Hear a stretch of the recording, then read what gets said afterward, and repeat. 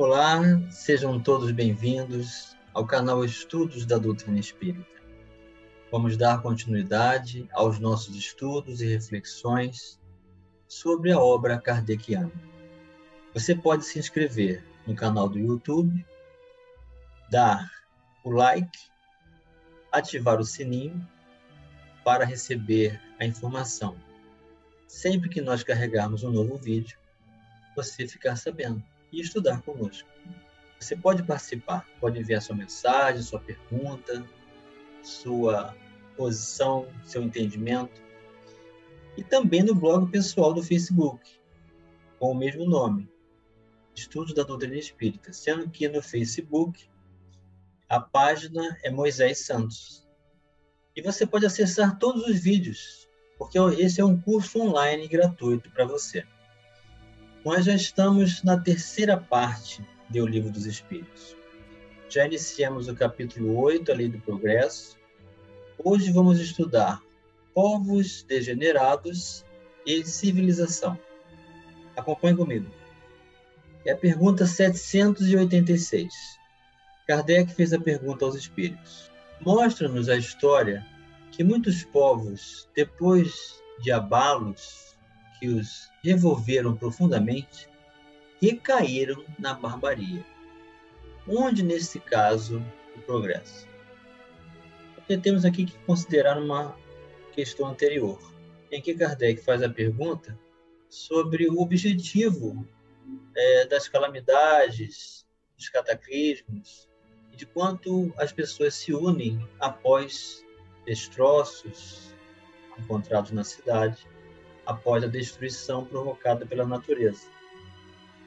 E os espíritos respondem que daí resulta sempre um progresso, um recomeço. Então, Kardec está contestando com outra pergunta, dizendo como que alguns povos, depois de passarem por essas condições, recaíram na barbarie. E aí, onde estaria o progresso?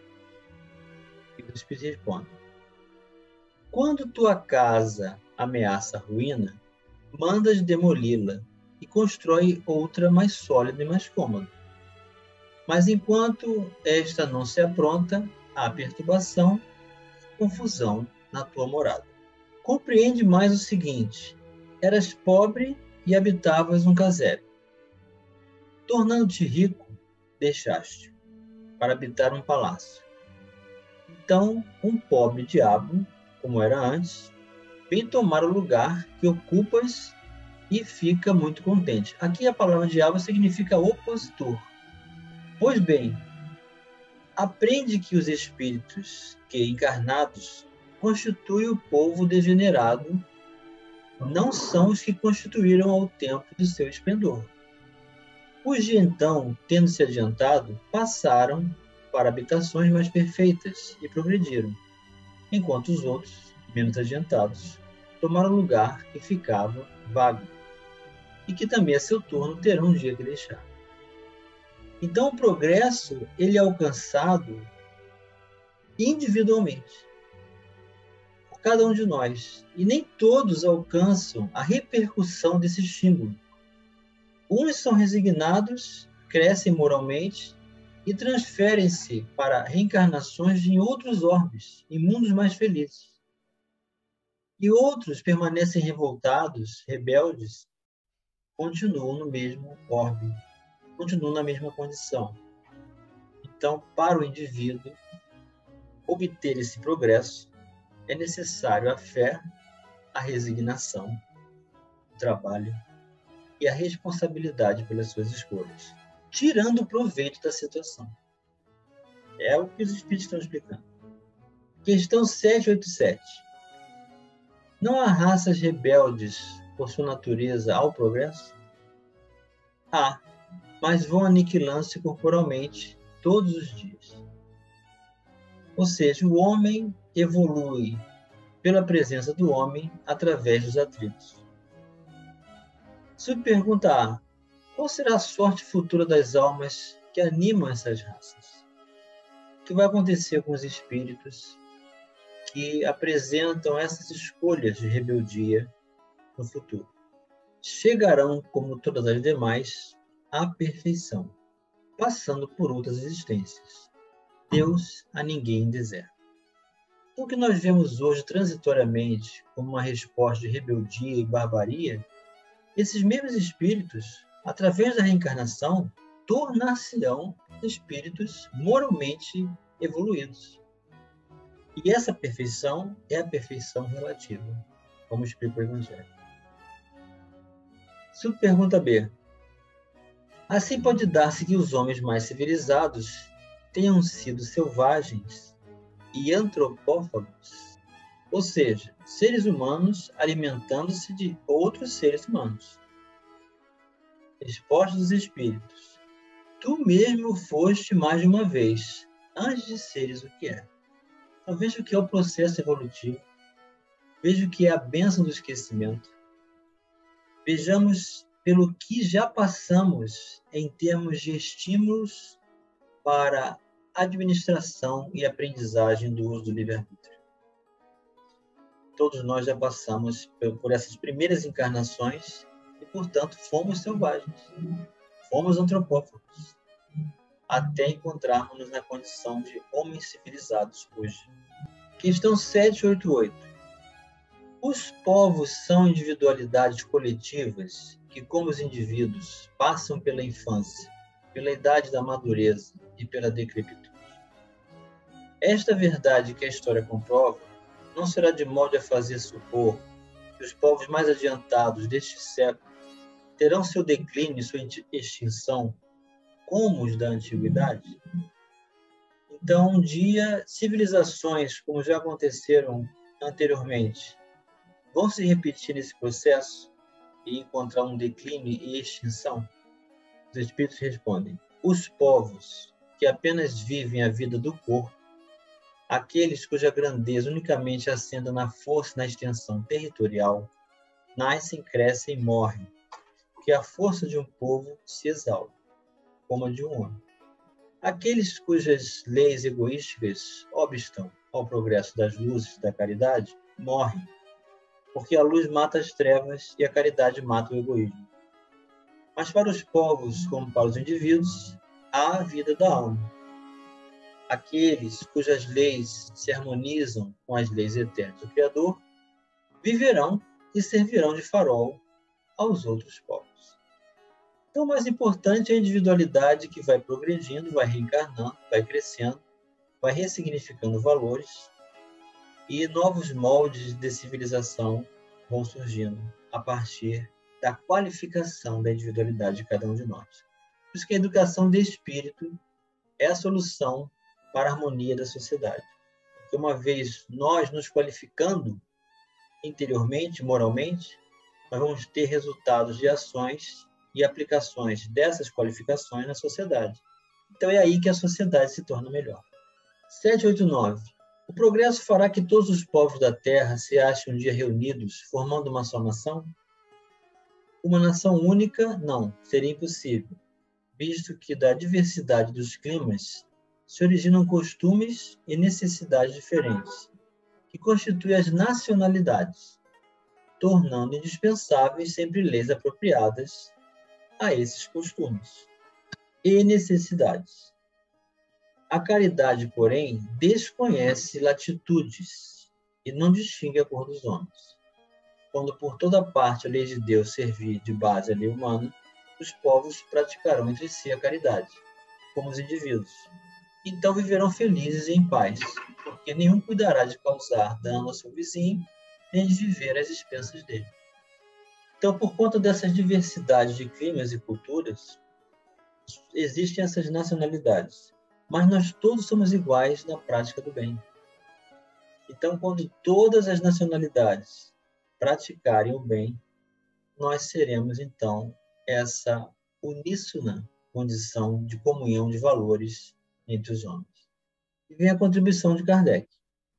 A humanidade progride por meio dos indivíduos que pouco a pouco se melhoram e se instruem.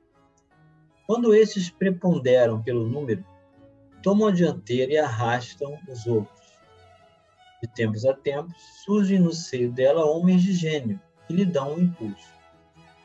Vêm depois, como instrumentos de Deus, os que têm autoridade, e, em alguns anos, fazem adiantar-se de muitos séculos.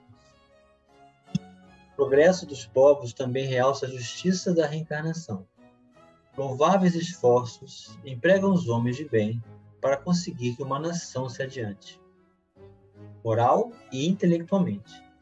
Transformada, a nação será mais ditosa neste mundo e no outro, concebe-se.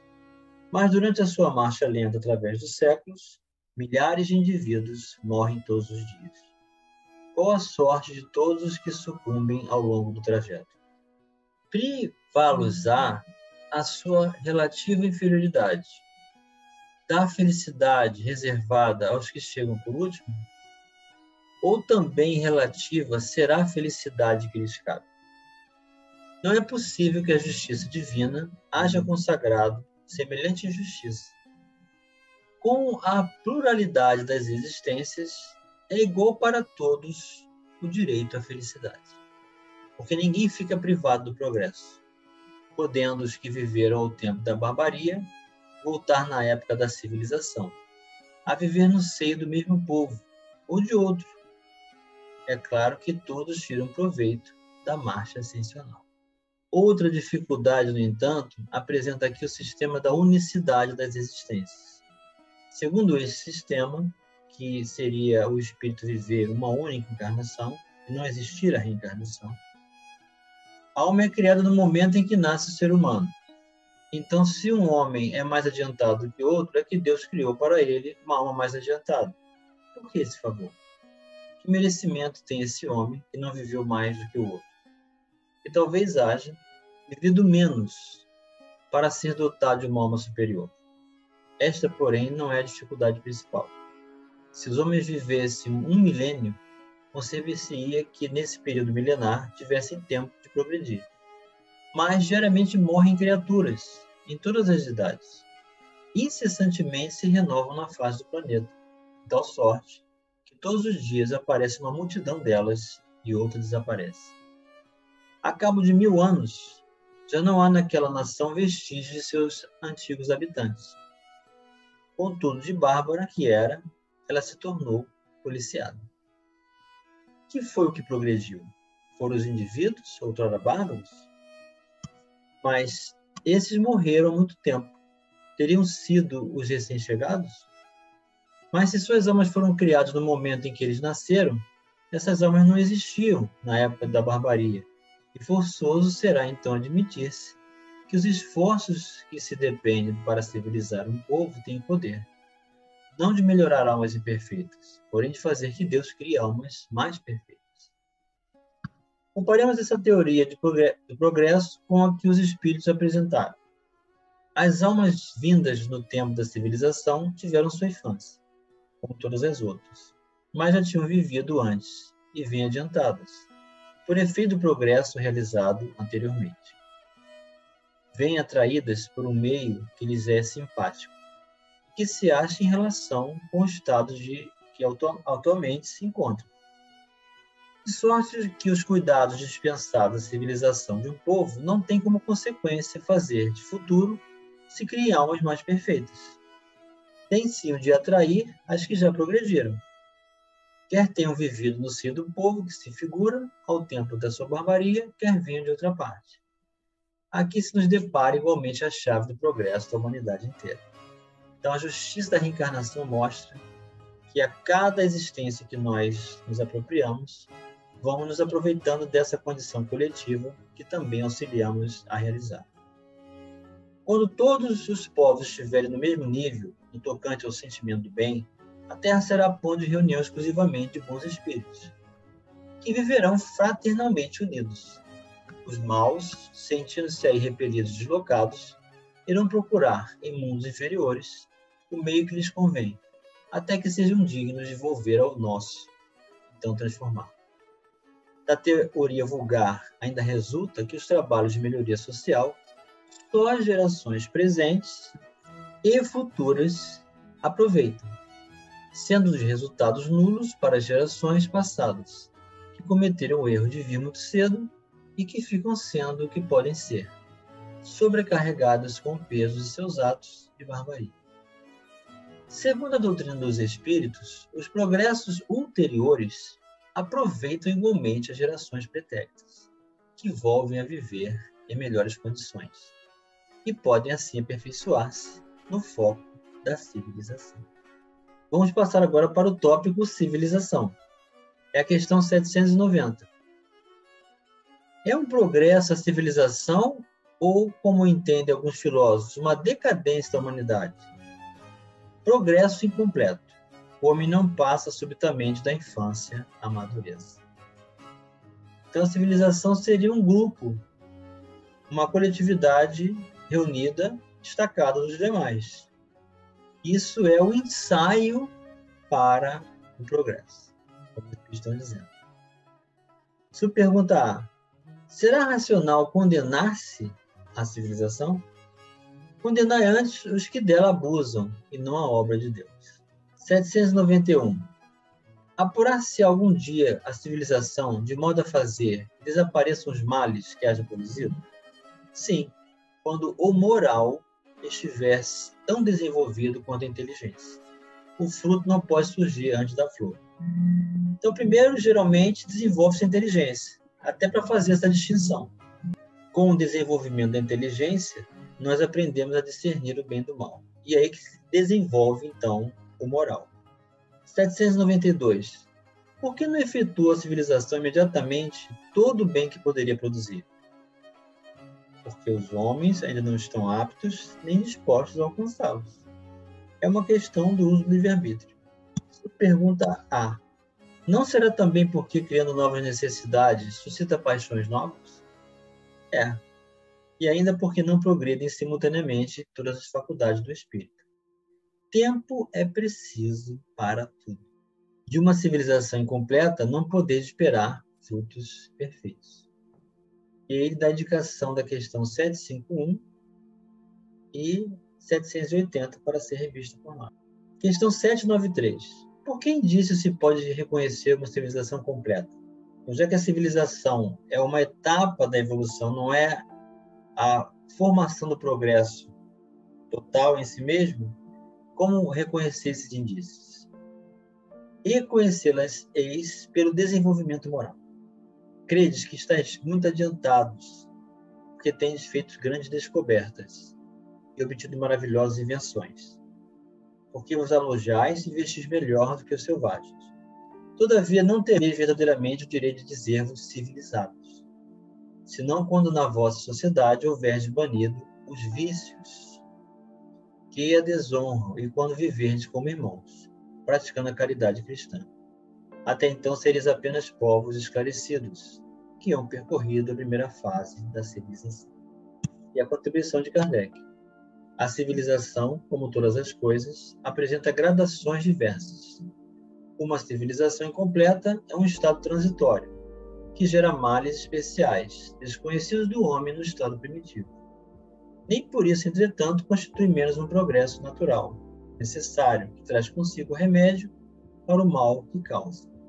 À medida que a civilização se aperfeiçoa, faz cessar alguns dos males que gerou, males que desaparecerão todos com o progresso moral.